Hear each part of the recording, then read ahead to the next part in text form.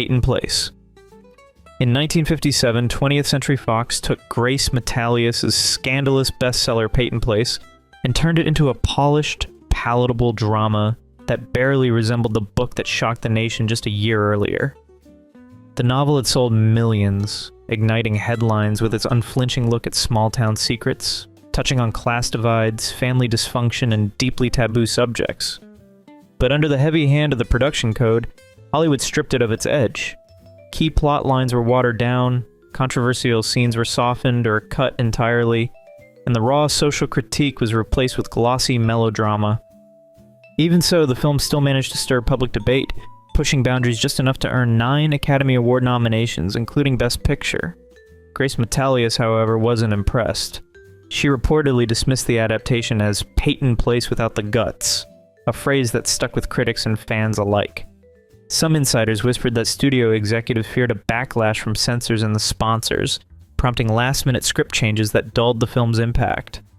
Others speculated that Grace's growing infamy made producers nervous about staying too close to her original tone.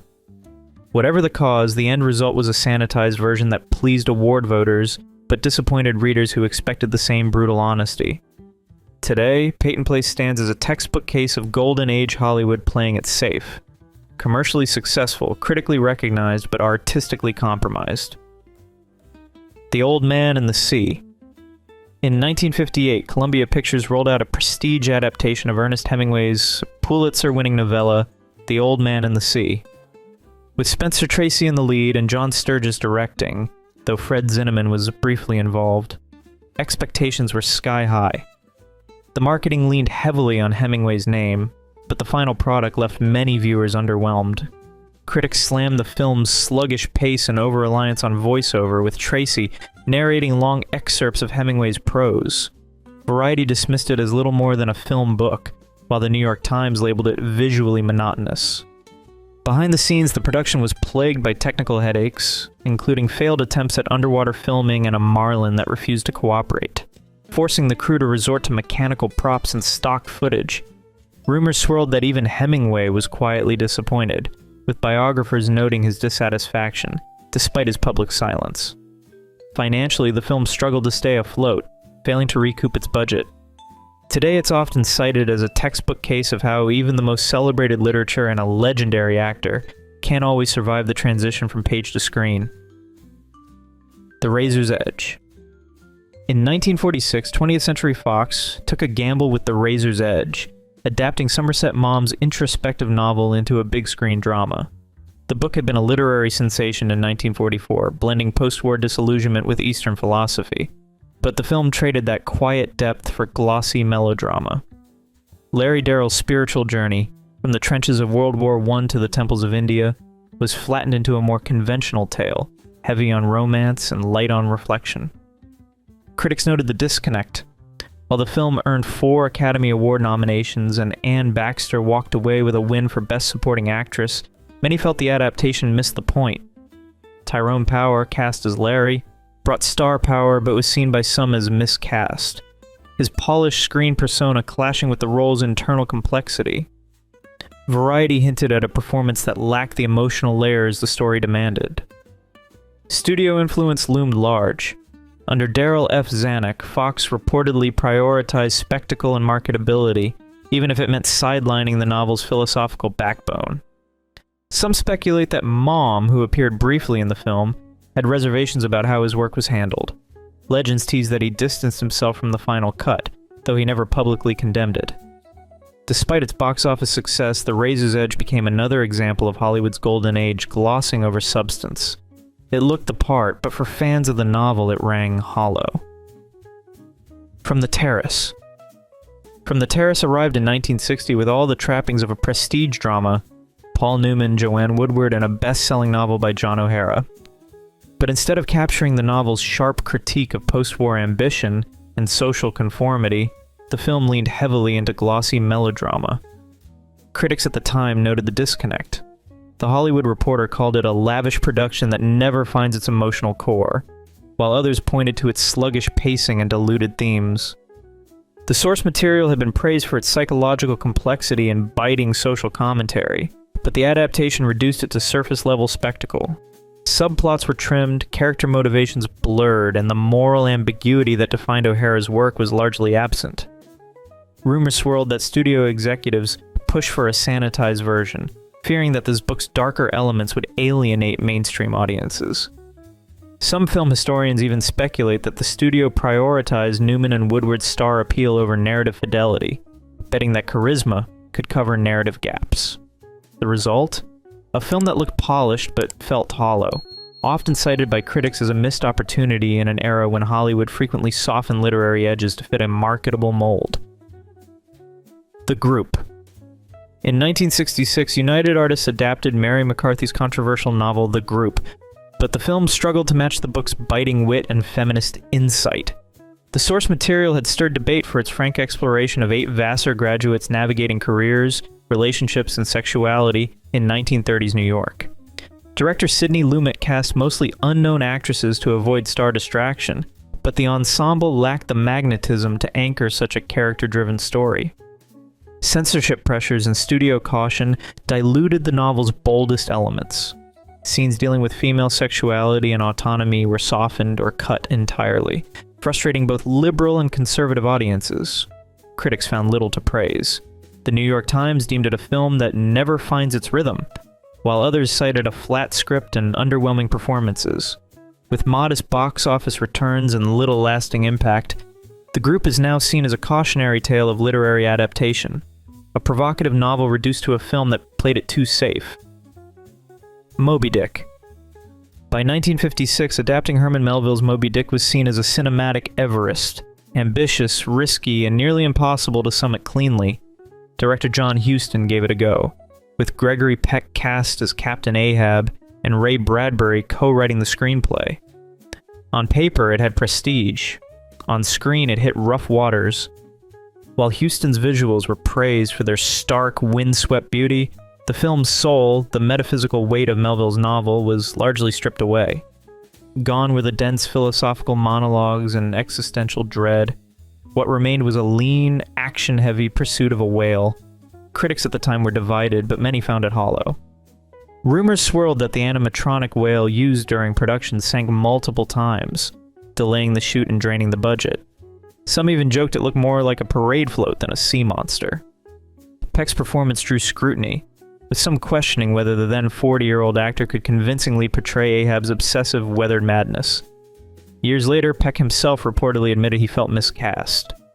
Despite a strong cast and a hefty budget, the film struggled at the box office, and never quite escaped the shadow of its source material.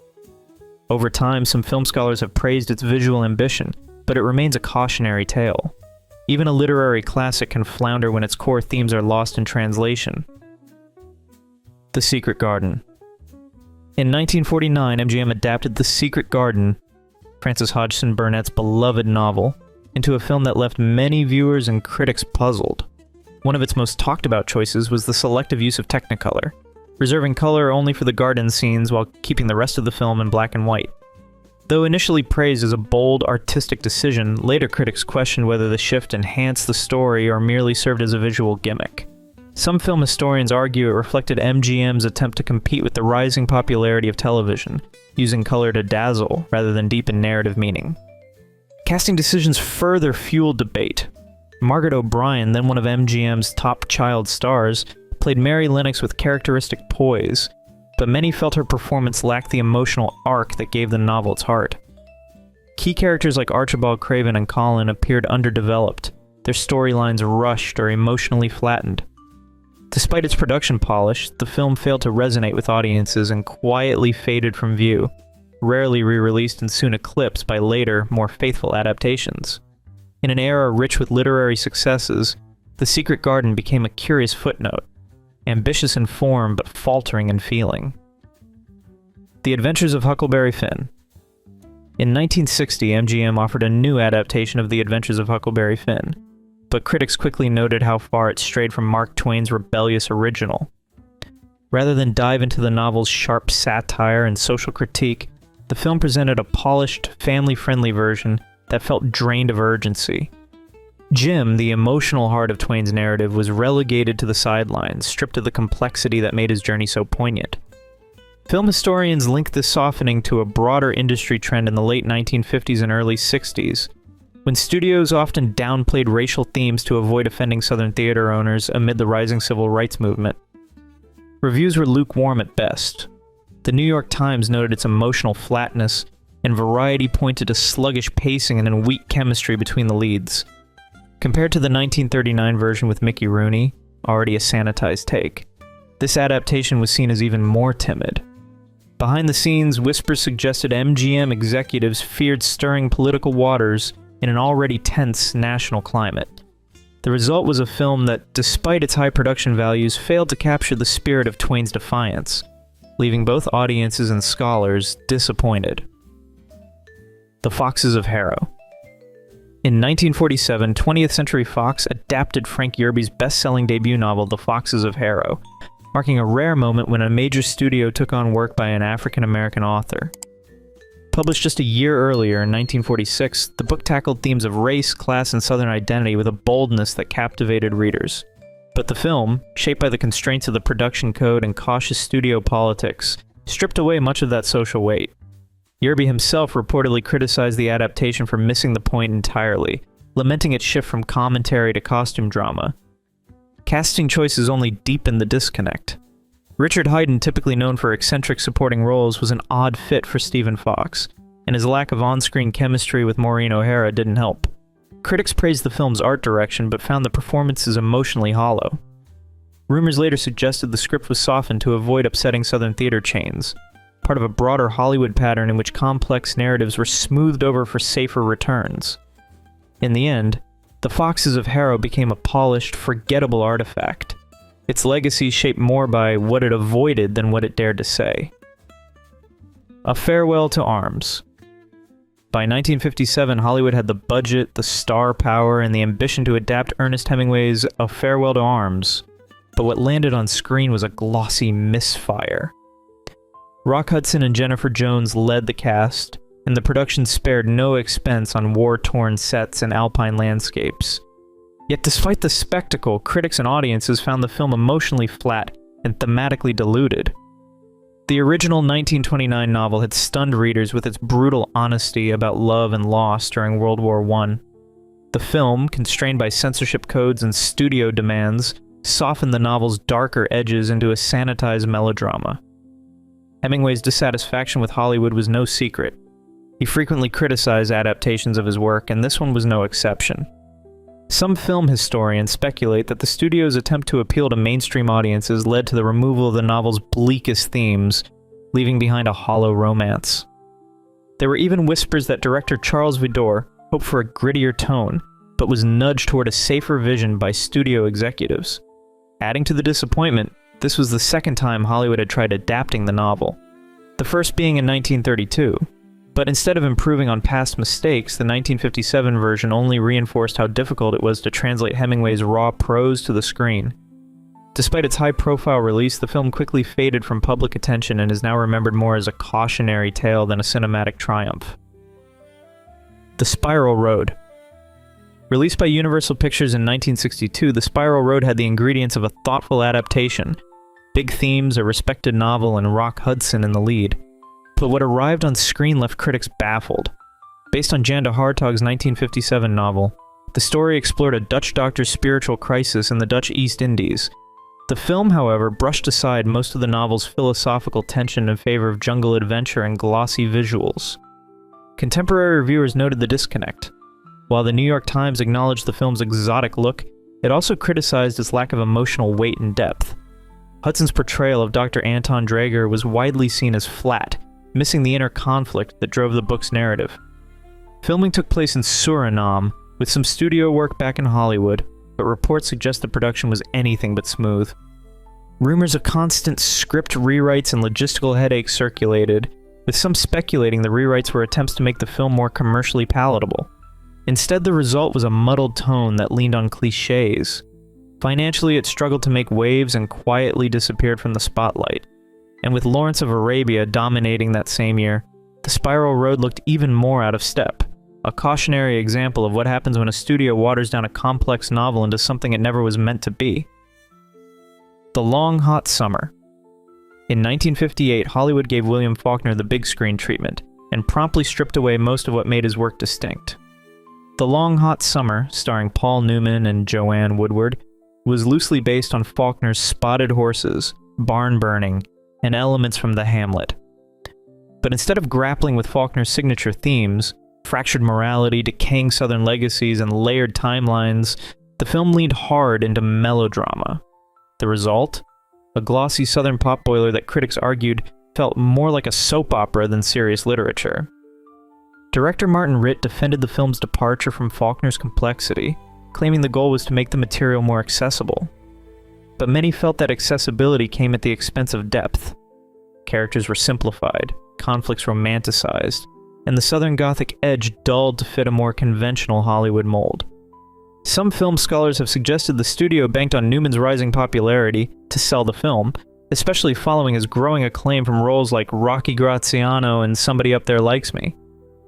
While the film drew solid box office returns and was well received by some audiences, literary purists were less forgiving.